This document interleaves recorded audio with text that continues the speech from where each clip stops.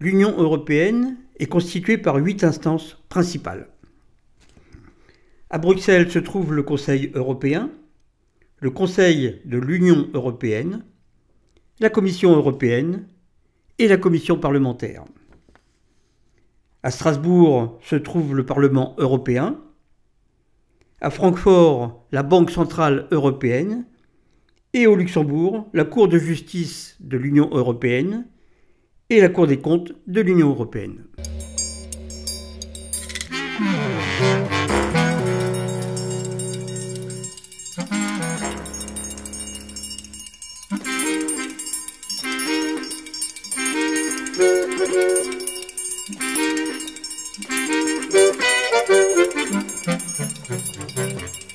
Le Conseil européen, qui siège à Bruxelles et comprend les 28 chefs d'État et de gouvernement.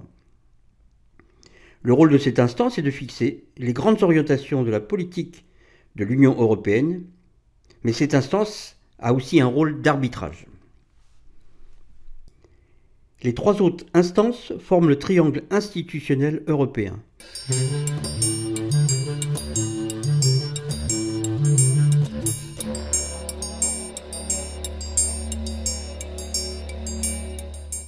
Le Parlement européen, qui siège à Strasbourg et comprendra, à partir des prochaines élections en 2019, les 705 députés élus pour 5 ans, selon les règles de la représentation proportionnelle à scrutin de liste à la plus forte moyenne. Le rôle de cette instance est législatif, budgétaire et contrôle les autres institutions annexes. Vient ensuite le Conseil de l'Union européenne, qui siège à Bruxelles, composé des 28 ministres de chaque État, selon les compétences du dossier traité. Le rôle de cette instance est législatif, budgétaire et veille à la bonne exécution des lois européennes. Vient enfin la Commission européenne, qui siège à Bruxelles, composée de 28 commissaires. Le rôle de cette instance est de proposer des textes législatifs et de veiller à leur application, de mettre en œuvre les politiques et le budget de l'Union européenne. Alors pour venir appuyer ces institutions, 3 organismes viennent compléter la structure de l'Union européenne. La Banque centrale européenne, qui siège à Francfort, structure indépendante, elle gère l'euro. Elle élabore et met en œuvre la politique monétaire européenne. Elle assure la stabilité des prix et soutient la croissance et la création de l'emploi. La Cour de justice européenne, qui siège au Luxembourg et veille au respect de la législation européenne. Enfin, la Cour des comptes européenne, qui siège aussi au Luxembourg, assure la fiabilité des comptes, la régularité des recettes et des dépenses et la bonne gestion financière.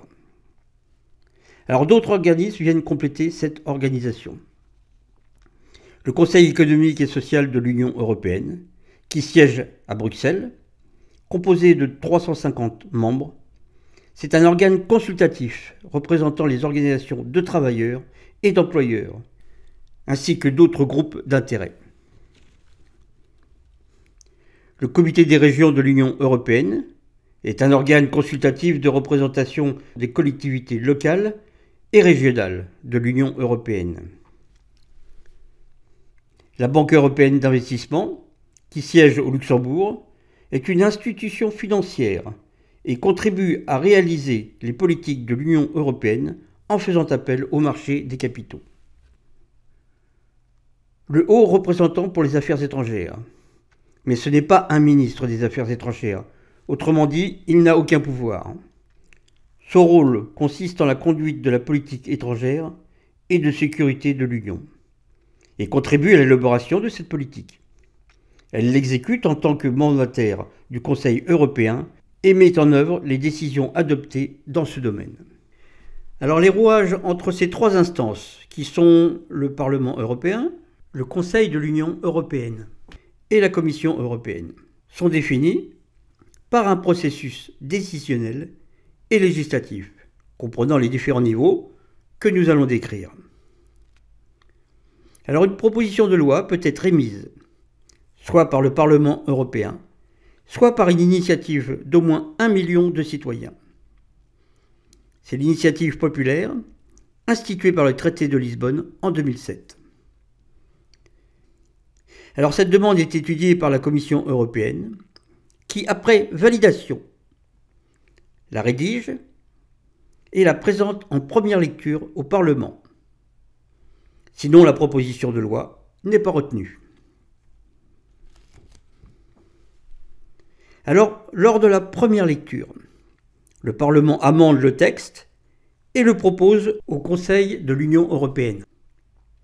À partir de là, soit le Conseil de l'Union européenne adopte le texte, et dans ce cas, il est immédiatement inscrit au processus de mise en œuvre dans les divers États, soit il est modifié, et dans ce cas, il part en deuxième lecture en intégrant le circuit de validation du couple Parlement-Conseil de l'Union européenne. Lors de la deuxième lecture, si ce texte est adopté par les deux instances, il est donc immédiatement inscrit au processus de mise en œuvre dans les divers États. Par contre, s'il y a un rejet d'une de ces deux instances, le texte est envoyé en conciliation, en présence de la Commission européenne. Et si le texte, lors de cette deuxième lecture, est modifié, il est prévu un circuit de validation entre ces deux instances, Parlement européen, Conseil de l'Union européenne. Bien entendu, n'oublions pas les lobbies et leur pouvoir financier. Ils interviennent à tous les niveaux de validation afin d'influencer les décisions dans leurs intérêts. Si lors de la conciliation, il n'y a pas de compromis trouvé, le texte part directement à la poubelle.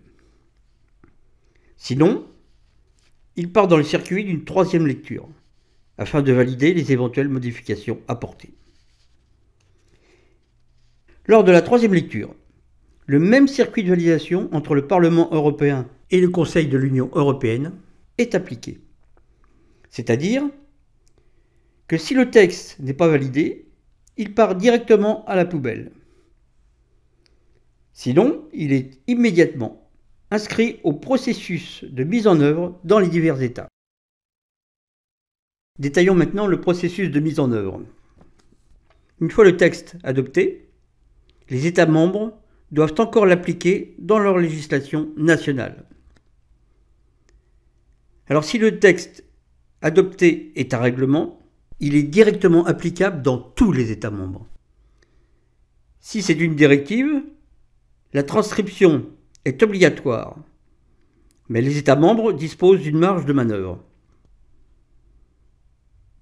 Enfin, si c'est une décision, le texte est applicable uniquement dans les États membres concernés. La Commission européenne, une fois le texte publié, peut adopter des actes délégués ou d'exécution. Elle se charge de la bonne application du texte ou de sa transposition dans les États membres. Le Parlement européen et le Conseil européen peuvent annuler les actes d'exécution et les actes délégués de la Commission, s'ils estiment qu'ils sont contraires au texte qu'ils ont voté. Les citoyens et les pays membres peuvent saisir la Cour de justice européenne s'ils estiment qu'un texte adopté est contraire au traité. Si des gouvernements de pays membres ou non membres de l'Union européenne, des entités, des groupes ou des organisations, des personnes, ont des politiques ou agissements qui sont à l'encontre des valeurs de l'Union européenne, des sanctions peuvent leur être appliquées. Mais la procédure est longue et fastidieuse. Elle n'a jamais démontré son efficacité, puisqu'elle n'a jamais été menée à son terme. D'autant plus que son aboutissement est conditionné à un vote à l'unanimité, moins une voix, du Conseil européen.